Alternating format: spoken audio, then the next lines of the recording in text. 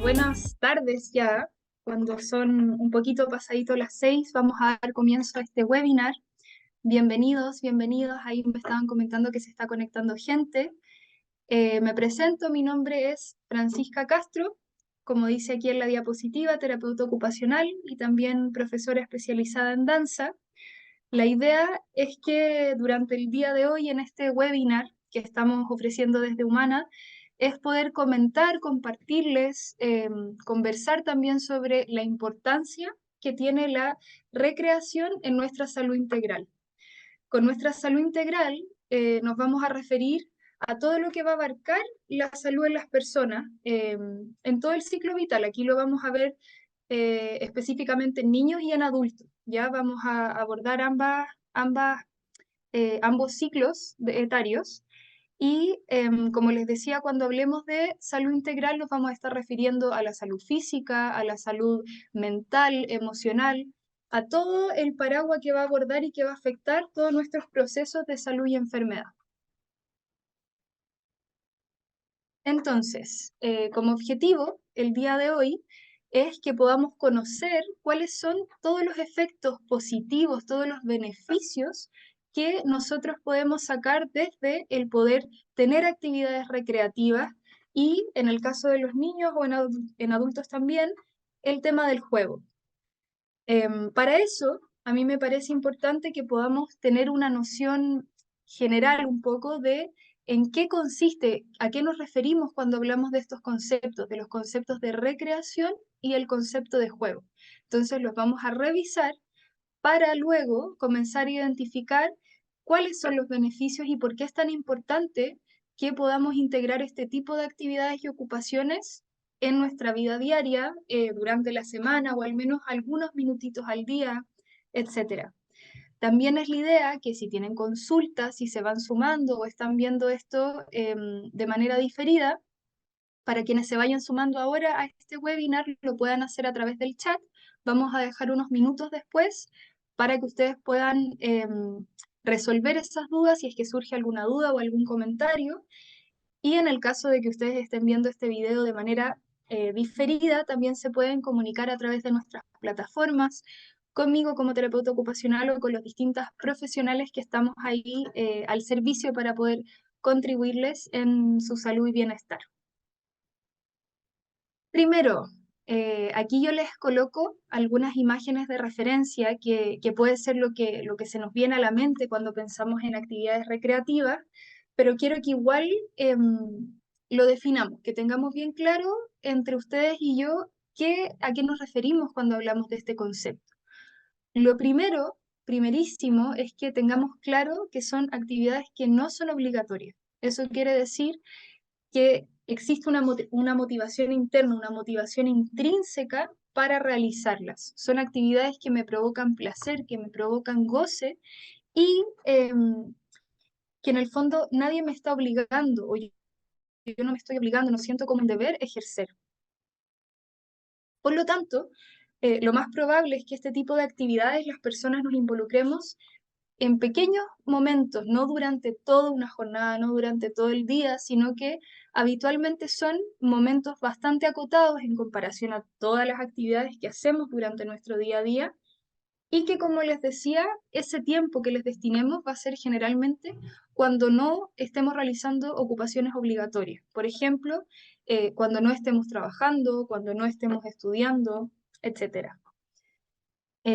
Aquí como ejemplo vemos, por ejemplo, un niño que está leyendo, en el caso de que esta lectura sea algo que el niño busque hacer por motivación propia, no que esté leyendo para realizar una tarea en el colegio, sino que él voluntariamente en su tiempo libre decide leer al aire libre. Tenemos otras personas que están haciendo una actividad tipo trekking, tipo excursión, de vincularse con la naturaleza, que puede ser algo más, por ejemplo, meditativo, contemplativo, como el yoga, que lo tenemos ahí abajo, o de estiramiento, algo más físico, o simplemente hacer una actividad, en el caso del trekking, la imagen que estamos viendo, en conjunto con otra persona, ir a socializar, a compartir en medio de la naturaleza. Eso también podría ser otro ejemplo. Aquí yo les pongo en un recuadro amarillo, la recreación es la utilización positiva y creativa del tiempo libre. Este tiempo libre yo se los voy a detallar a continuación, pero básicamente quiero que vayamos integrando la idea de que es todo ese tiempo que no tenemos que dedicarle a cosas obligatorias, a cosas que son un deber. Y la recreación, las actividades recreativas, esa palabra viene desde el latín y significa restaurar y refrescar a la persona. Entonces, vamos a ir viendo, ya pudiendo hacer un poco el vínculo de por qué es tan importante que las incorporemos, de qué manera nos van a beneficiar en nuestra salud mental y por lo tanto en la salud física, en la salud emocional, social, en todos los aspectos. Aquí, bueno, como yo les contaba, soy terapeuta ocupacional, que nos dedicamos a observar todas las áreas ocupacionales de tanto de niños como de personas adultas. Y aquí me gustaría que tengan solamente una noción general de cuáles son todas esas actividades, esas áreas ocupacionales y a dónde vamos a hacer nosotros el vínculo con las actividades recreativas. En primer lugar, yo les pongo aquí actividades de la vida diaria, que en términos generales son todas las actividades que ustedes van a hacer para sí mismos. Vestimenta, ducharse, ir al baño, arreglarse, alimentarse, son cosas que van en directa relación con ustedes mismos, consigo mismos.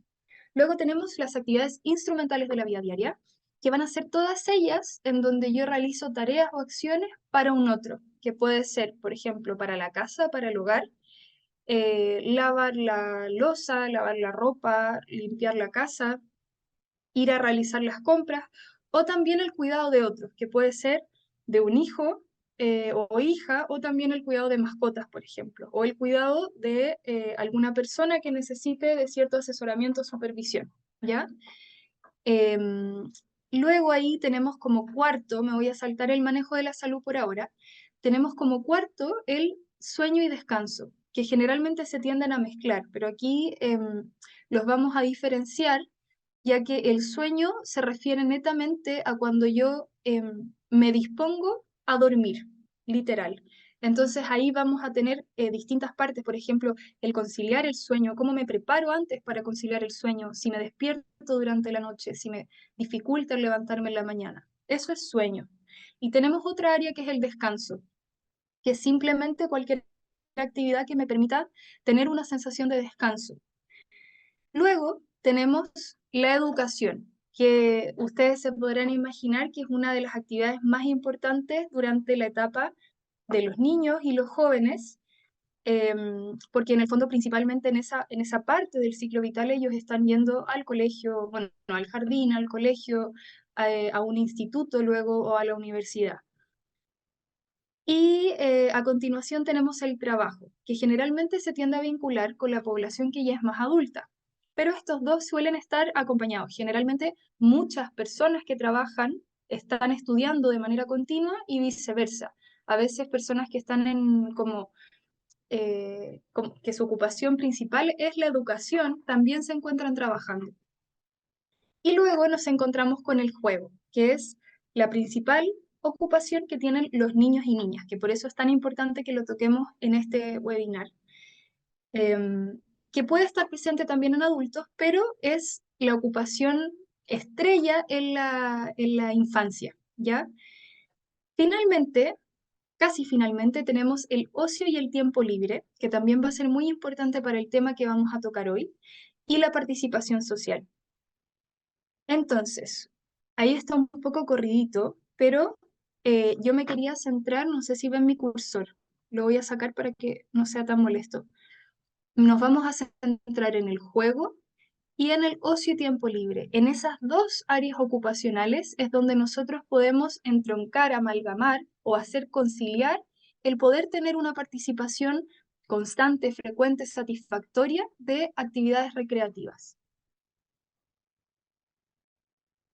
En primer lugar, vamos a hablar del juego, entender qué es el juego y lo vamos a entender como una actividad que puede estar organizada o puede ser de manera espontánea, pero lo más importante es que me provoque disfrute, entretenimiento y diversión. Eso va a ser lo principal. Cuando hablemos de juego tenemos que pensar inmediatamente en algo que provoque placer, goce, disfrute, diversión. Es en un espacio y en un tiempo determinado. No sé si se han fijado que a veces cuando uno mismo juega o cuando uno ve a un niño o a una niña jugar, es como que estuvieran en otra dimensión, en otra realidad. Entramos en una manera de habitar el mundo diferente. Y por eso que es tan importante, porque a través del juego es que los niños y niñas, bueno, y desde la adultez también ocurre, es que podemos comenzar a desarrollar habilidades de todo tipo, podemos generar y desarrollar nuestra capacidad de aprender, desarrollar nuestra seguridad personal y la adaptación al medio. A través del juego es que podemos comenzar a entender ciertas normas sociales, ciertos modos de operar en sociedad y con el ambiente, entender distintos tipos de roles, maneras de vincularnos con un otro, que no necesariamente van a ser desde lo verbal, sino que también desde cómo nuestro cuerpo se va modulando y regulando a través del juego para lograr participar de manera satisfactoria, ¿ya? Por eso es tan importante en los niños. Y desde la teoría, a mí me gustaría que comprendiéramos dos puntos específicos. Uno es la exploración del juego y el segundo es la participación en sí misma, la participación en el juego. La exploración tiene que ver con que el niño o niña, y también podría ser un adulto, tenga la capacidad de identificar de toda la gama de posibilidades qué actividades o qué juegos le son apropiadas, ya sea porque le generan placer, porque son acorde a su edad, acorde a su contexto, etc. También está la práctica misma del juego, el estar constantemente una y otra vez realizándolo, y esto puede ser de manera imaginaria, simulado, puede ser con reglas, constructivo, simbólico, ahí hay muchos tipos de juego, millones, muchísimos tipos. Pero sin importar qué tipo de juego sea, tenemos que tener al tiro en mente cuando pensemos en juego, que es una de las vías de acceso que tiene el niño para desarrollarse y también para vincularse con otros. Por eso es tan importante. Y en segundo lugar, yo les mencionaba el participar en el juego. Para poder participar de manera satisfactoria, vamos a tener que regular un poco, equilibrar ocupacionalmente la participación en el juego con todas las otras áreas ocupacionales que yo les mencioné. Y ahí también es muy importante el rol del adulto, del cuidador o del familiar que esté a cargo de los niños y niñas. Y de esta manera también tener en mente que el jugar, si estoy jugando con objetos o equipos, lo que sea, también tiene que ver con poder mantenerlos, hacer un uso apropiado de los mismos, cuidarlos, etc. Entonces también se van desarrollando otro tipo de habilidades que yo les decía con el medio. De las teorías, aquí vamos a revisar bien, bien breve. Yo quería mencionarles a estos cuatro autores, que son, en primer lugar, Piaget y Spencer, que ellos hablan de que a través del juego, las personas y los niños y niñas logran descargar tensiones y expresarse. Por lo tanto, esto permite que logren conocer también todo el espectro de sus sentimientos y emociones, que no se las guarden, sino que tengan la capacidad de expresarlas y ser conscientes de ello. Eso es un apartado de lo que habla Piaget y Spencer. Luego, Rosenblatt también plantea esta posibilidad que brinda el juego de que los niños y niñas desarrollen cognitivamente sus habilidades y se vinculen con el medio. Que esto es un poco lo que yo ya les venía contando. Y finalmente tenemos a Riley, que ella habla del juego como una de las actividades más valiosas, más fundamentales para el ser humano, ya que es placentera, ya que tiene una motivación intrínseca y a la vez que va a facilitar, como les decía anteriormente, todo el aprendizaje, la imaginación, la socialización y por tanto la adaptación de los niños y niñas en el medio. Acá yo les coloco tipos de juego, que un poco se los mencioné al principio. Puede ser libre, puede ser espontáneo, puede ser de colaboración entre otros, entre un grupo, y de esta manera también ser organizado. Puede ser de tipo recreativo o de tipo deportivo, que ahí también se nos amplía el espectro de juegos ya para el adulto. También puede ser activo-pasivo. ¿A qué me refiero con pasivo? Puede que un niño esté jugando, pero si uno lo ve desde afuera, piensa que no está en nada porque está en silencio y simplemente está contemplando algo, pero puede que en su mundo interior, en su imaginario, él esté desarrollando una historia y esté echando a volar, perdón, su imaginación, su lenguaje, su simbolismo. Entonces también respetar cuando a veces los juegos no sean tan activos, exploratorio, simbólico, etc. Ahí tenemos una gran gama para conocer y explorar los distintos tipos de juego. Como ya les comentaba, los beneficios van a ser realmente infinitos, porque en el fondo, a través del juego es que el niño, la niña, logran potenciar y avanzar en su desarrollo integral, en su desarrollo psicomotor. Entonces, en esta imagen que yo les coloco acá, tenemos distintos aspectos, ¿cierto? Tenemos el ámbito social, físico, imaginativo, las emociones, el ámbito cognitivo y lo comunicativo. Por lo tanto, a través del juego, que este juego, yo les comentaba que puede ser espontáneo, que los niños jueguen de manera espontánea, pero también se utiliza el juego de manera terapéutica, ¿cierto? A través del juego es que nosotros podemos potenciar dirigidamente, premeditadamente, aumentar los niveles de desarrollo del niño y enfocar el tipo de juego y el contexto del juego dependiendo de qué objetivo queremos trabajar con cada niño. La adquisición de roles y hábitos también es muy importante y que nos va a promover la integración sensorial. Con la integración sensorial, esto también aplica para los adultos, se refiere a que vamos a facilitar la integración de toda la información que nos esté llegando del medio y la correcta emisión de respuestas hacia afuera. Cuando hablamos de integración sensorial, en el fondo con la idea que me gustaría que se quedaran, tanto para niños como para adultos, constantemente nosotros estamos recibiendo estímulos, ¿cierto? Estímulos de afuera y estímulos del propio cuerpo. Eh, la teoría de la integración sensorial lo que nos viene a proponer es que para yo poder captar los estímulos de afuera tengo que estar con mis sentidos completamente alerta y tener la capacidad de filtrar también la información. Yo no estoy recibiendo todo directamente del medio, sino que tengo la capacidad de filtrar. ¿Qué escucho? ¿Hacia dónde dirijo mi atención? ¿Hacia dónde dirijo mi conciencia? Porque en el fondo a través de todos los sentidos estamos percibiendo el mundo.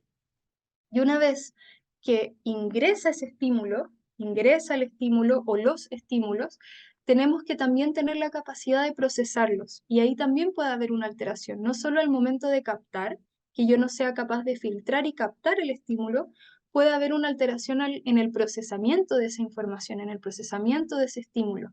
Y por lo tanto, también puede haber un problema en la respuesta que yo emita. Puede que a veces pase que hay niños que uno los ve de afuera y dice, esta reacción es un poco exagerada para lo que yo hice, para lo que yo dije o para la situación que ocurrió, y puede ser a la inversa, frente a una situación a este nivel, por ejemplo, que uno espera una respuesta a este nivel, puede que el niño apenas reaccione. Todas esas cosas las vamos a poder trabajar desde el juego, de manera espontánea en un niño que está jugando y también de manera terapéutica, ¿ya? Eh, bueno, y esta última parte es un poco repetir que las habilidades interpersonales, sociales, cognitivas, motores y emocionales van a estar implicadas al momento de participar en un juego. Ahora si nos cambiamos un poco el foco hacia las personas jóvenes, más adultas o adultos mayores, tenemos que centrarnos más que nada en el ocio y el tiempo libre. El ocio y el tiempo libre, a veces se piensa que el ocio es malo, pero en realidad no es que el ocio sea malo, sino que tenemos una conciencia cultural respecto a eso que nos ha afectado en cómo nos relacionamos con este tiempo o con esta situación. ¿Qué vamos a entender por ocio y tiempo libre? Es una actividad, primero, que no es obligatoria, ¿cierto? Nos estamos remontando a la misma situación de las actividades recreativas, ¿se acuerdan? Tenemos esta actividad que no es obligatoria y que está intrínsecamente motivada. O sea, podríamos decir que estamos hablando de lo mismo. Cuando hablamos de actividades recreativas, estamos hablando también de ocio y tiempo libre, ¿sí? Calzaría perfecto utilizar el ocio y el tiempo libre para este tipo de actividades. en la cual se participa durante un tiempo discrecional o libre, es decir, un tiempo no comprometido con ocupaciones obligatorias, tales como el trabajo, el cuidado propio, que serían las ABD, las actividades personales, o dormir. Entonces, si nos remontamos a todas estas áreas ocupacionales que yo les comenté, em, sería cuando no estamos dedicándonos a la casa, dedicándonos a nosotros, a nuestros hijos, al trabajo, a la educación, ni a dormir, podemos recién disponer de nuestro tiempo o organizar nuestro tiempo en función de actividades recreativas o de ocio y tiempo libre.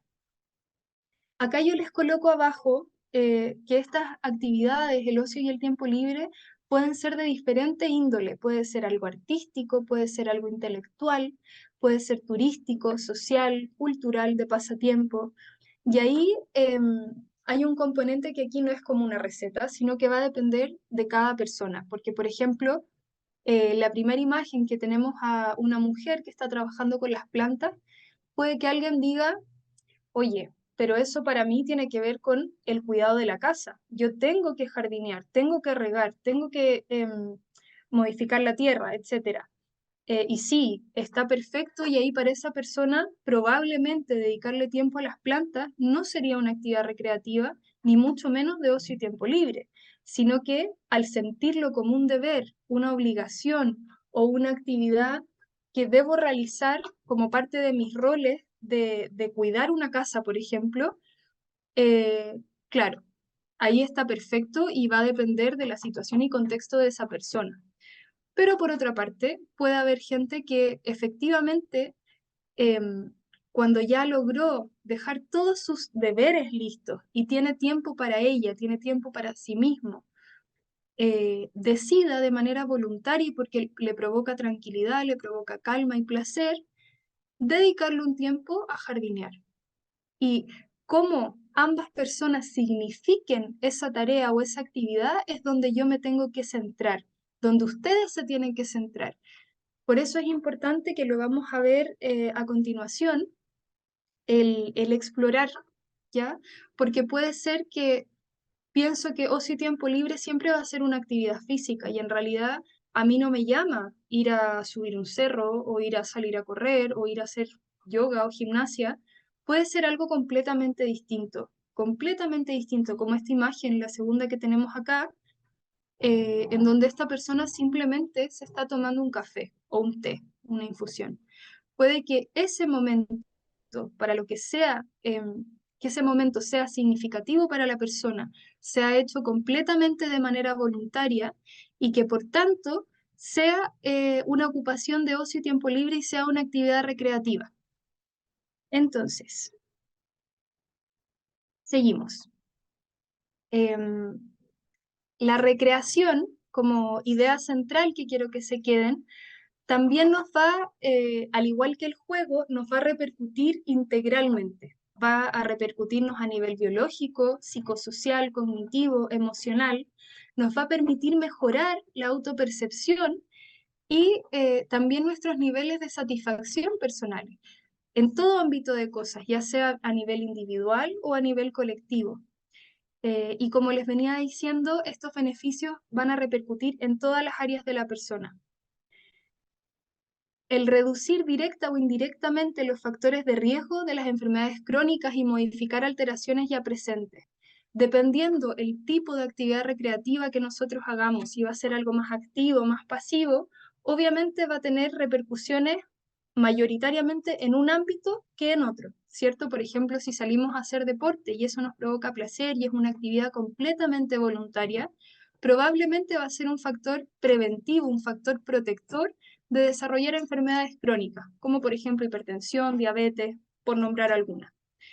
Y eso a la vez va a generar un estado mental de satisfacción, de bienestar, de goce, que probablemente también nos ayude, nos contribuya a disminuir situaciones de estrés, a disminuir situaciones de ansiedad, que puede no ser un diagnóstico que tengamos, pero sí ser una situación emocional recurrente debido a todas las otras tareas y todas las otras actividades que nosotros realizamos. Yo aquí les coloco el tema de la pandemia, el tema del COVID, porque El solo hecho de aislarnos en los hogares también provocó una repercusión importante en de qué manera nosotros distribuíamos y organizábamos los tiempos para darnos un espacio propio, ¿cierto? Para tener actividades recreativas propias. Eh, Esto afectó principalmente, o no sé si principalmente, pero en el fondo fue muy evidente el impacto en los niños, que ahora, cuando ya no estamos en aislamiento, salieron a los colegios, salieron a los jardines y la manera en cómo estaban vinculándose con el juego era distinto.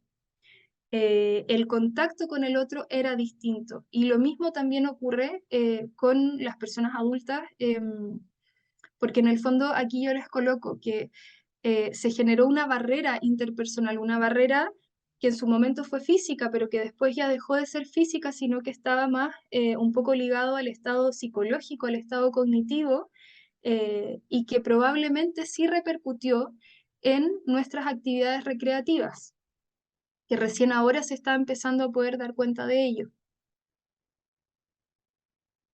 Bien. Recuerden que si van surgiendo dudas, las vayan poniendo por favor ahí en el chat y las vamos a poder revisar antes de finalizar este webinar. Yo ahora, ya que ya revisamos los conceptos, ya revisamos un poco de qué manera pueden impactar este tipo de actividades en nuestro bienestar, me interesa conversar sobre algunos tips que podemos compartirles desde Humana en relación a estos temas. En relación al ocio y tiempo libre, yo les comentaba que es muy importante que exploren, identificar intereses, habilidades, oportunidades, perdón, y actividades de ocio apropiadas. ¿A qué me refiero con esto? A veces uno no sabe que le gusta hacer una actividad. A veces yo nunca, por ejemplo, puede que yo nunca haya pintado y no conozco el beneficio que me puede provocar el pintar.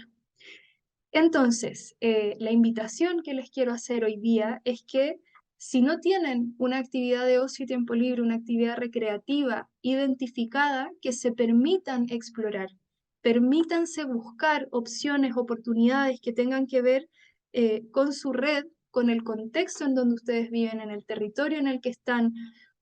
Con su red me refiero a veces en las universidades, en los institutos se ofrecen talleres o actividades recreativas, a veces también el trabajo tiene convenios o tiene eh, lugares cerca, no sé, a lo que voy es que se permitan explorar y conocer. Y luego de explorar es importante ver también cómo se sienten ustedes en ese tipo de actividades, porque al final uno les puede decir, esta actividad te va a servir para prevenir tal enfermedad o esta actividad te va a ayudar a sentirte de tal manera. Pero cada uno y cada una de acuerdo a su propio contexto, a sus propias habilidades, a sus propios intereses, es que va a poder finalmente poner en la balanza y ver si esto está sumando a su bienestar o finalmente está generando mayor estrés o frustración. Entonces, punto uno es que se permitan explorar, conocer toda la gama de posibilidades que hay e ir probando, permitirse probar. Y en ese probar es empezar a conocerse también, empezar a ver cómo funcionan y ver de qué manera los desafíos que ofrece cada actividad que ustedes vayan probando puede ser beneficioso para su propio estado de salud. En segundo lugar, la participación en el ocio, sacarnos de la cabeza este mito de que el ocio es malo, de que el ocio es de los flojos, porque en el fondo está esa creencia todavía, lamentablemente hay muchos patrones culturales que nos hacen pensar que, tenemos que tener, culturalmente funcionamos así, que tenemos que estar prácticamente todo el día trabajando y el resto del día en qué se nos va, en prepararnos comida, en descansar, en trasladarnos y finalmente no nos queda o no está bien ponderado, no está bien valorado el tiempo que dediquemos a ocio o a descansar o simplemente a recrear nuestra energía, recrear nuestra mente, recrear. Entonces, yo les pongo aquí como punto número uno, el planificar y participar en las actividades. Puede parecer de perogrullo, pero en el fondo está en la vorágine de la rutina, en donde uno parte muy temprano y termina muy tarde y pareciera ser que no tenemos tiempo para dedicarnos a realizar alguna actividad de esparcimiento recreativa. Entonces, luego de investigar y ver la gama de posibilidades que tengo que son factibles para mí, ¿cómo me planifico para al menos probar, al menos ir una vez y realizar esa actividad? Luego, mantener un equilibrio de las actividades de ocio con otras áreas de ocupación, porque aquí no se trata de que, no se trata de que entendamos como es tan beneficioso el ocio y el tiempo libre que nos dejamos de trabajar y ya estamos todo el día disfrutando y en actividades de goce, sino que aquí lo importante es lograr un equilibrio ocupacional, que como yo les mencionaba, dependiendo la etapa del ciclo vital en la que estemos, va a predominar siempre una por sobre otra. Si se fijan, las guaguitas predomina mucho el sueño y descanso. Pasan mucho durmiendo, luego comen, luego juegan o interactúan un ratito y ya de nuevo están durmiendo. Dependiendo de la etapa del ciclo, va a ser cuál va a ser la que está preponderante. Pero la idea es que aquí logremos hacer consciente y si es que está muy desequilibrado, que estamos en una muy fuerte y luego no tenemos ninguna actividad recreativa, ¿de qué manera hacemos un ajuste para compensar un poco, ¿sí? Para disipar toda la tensión, el estrés o el agobio o cansancio físico y mental que puede estar significando, por ejemplo, un trabajo fuera del hogar, o si soy cuidadora de un familiar, ¿de qué manera ajusto eso para lograr incorporar, aunque sea una vez a la semana, 30 minutos, una actividad de ocio y tiempo libre? Pero siempre buscando ese equilibrio ocupacional. Y tercero, obtener y utilizar, mantener los equipos y suministros según corresponda. ¿A qué me refiero con esto? Es un poco lo que explicaba en el juego. A veces van a haber ciertas actividades que no las realizo solo con mi cuerpo, sino que tengo que utilizar ciertas herramientas, ciertos objetos, ciertos recursos. Entonces, eso también tiene que ser parte de mi planificación. Si yo quiero, por ejemplo, empezar a salir a correr o empezar a subir un cerro, no voy a ir a subir un cerro con chalas, por ejemplo, o con una zapatilla muy plana que me vaya a generar algún riesgo de caída o de desplazamiento y que finalmente no sea una actividad placentera ni segura para mí.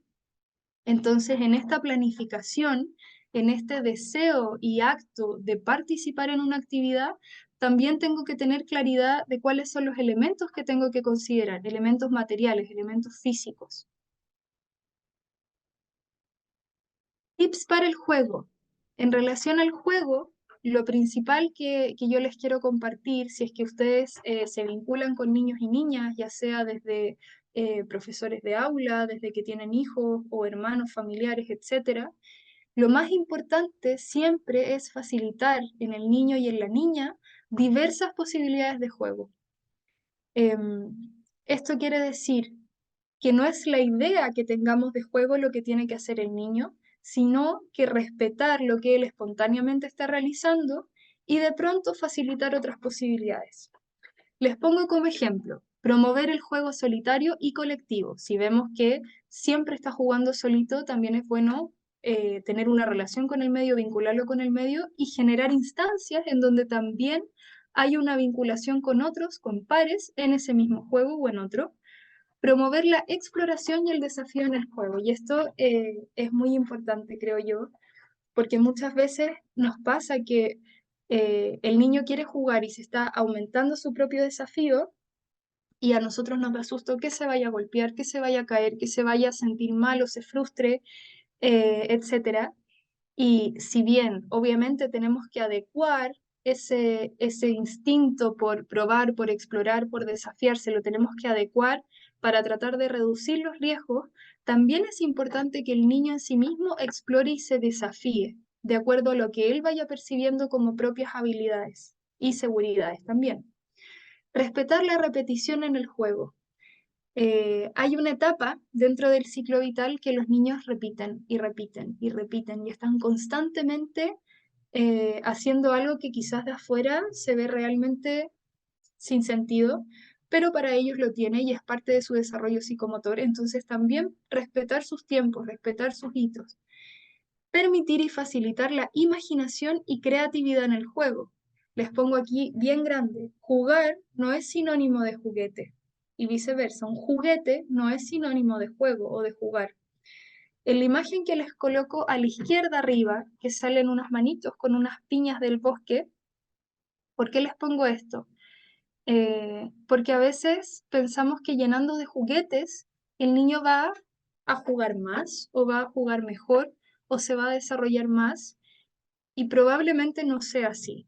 Cuando el niño no tiene juguetes, entendiendo juguetes como elementos que están diseñados para que los niños jueguen, a eso me refiero con juguetes.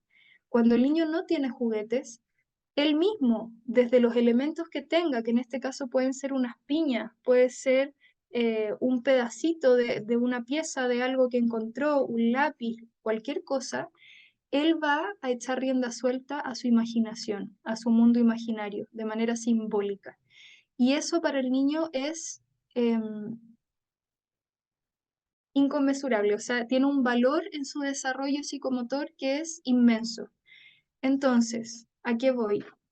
No solamente facilitar entregarle el juguete para que el niño juegue, sino que también permitirle que esté en un espacio donde no hayan juguetes y él los tenga que crear, él tenga que hacer la vinculación.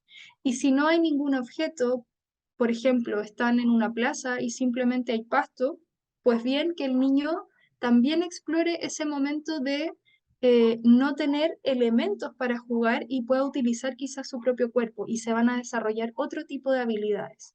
¿Ya? Adecuarnos a la edad y el tipo de juego si un adulto desea participar activamente. Esto también es muy importante. El adecuarnos a la edad y tipo de juego no quiere decir que minimicemos o, puede sonar extraño, infantilicemos al niño, pero sí entrar en su dimensión, entrar en el rol, disponernos en el rol en el que está jugando ese niño o niña, para no romper la dinámica y esta dimensión que él ya logró configurar. Eso, eso. Creo que no se me queda nada por el momento. Em, Así que no sé si hay alguna pregunta.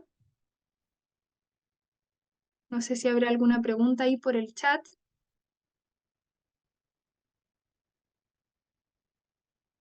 Voy a volver a la primera diapositiva por mientras.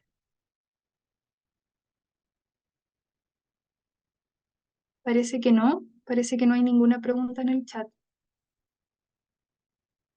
Em, bueno, para ir cerrando, por si alguien quiere... ahí hay algo por el chat. No, nada. Ya, perfecto. Entonces, a modo de conclusión, con lo que me gustaría que se quedaran el día de hoy y para los que estén viendo este webinar de manera diferida también, es que la recreación, tanto juego como actividades de ocio y tiempo libre, sea algo pasivo, sea algo activo, sea algo personal, individual o en conjunto con otras personas, va a tener repercusiones en la salud integral de nosotros como seres humanos, ya sea en el ámbito físico, en el ámbito cognitivo y también en el ámbito emocional y social. ¿Por qué es importante? Porque, como lo dice su palabra, que lo revisamos al comienzo, nos va a permitir recrear, es decir, nos va a permitir hacer una especie de descarga y carga de toda nuestra energía para poder seguir funcionando de manera íntegra, de manera satisfactoria y placentera en todas las otras actividades que nosotros tengamos, sea para hacer de mejor manera o con un mejor estado de ánimo, por ejemplo, el cuidarnos a nosotros mismos, cuidar a un otro, desempeñarnos de mejor manera en el trabajo, en la escuela, en la universidad, etcétera. La repercusión va a ser global porque en el fondo nos va a estar permitiendo renovar nuestra energía, nuestra disposición, mejorar nuestro estado de ánimo, mejorar también a nivel físico toda nuestra disposición para poder ocuparnos y desempeñarnos en todas las otras áreas ocupacionales.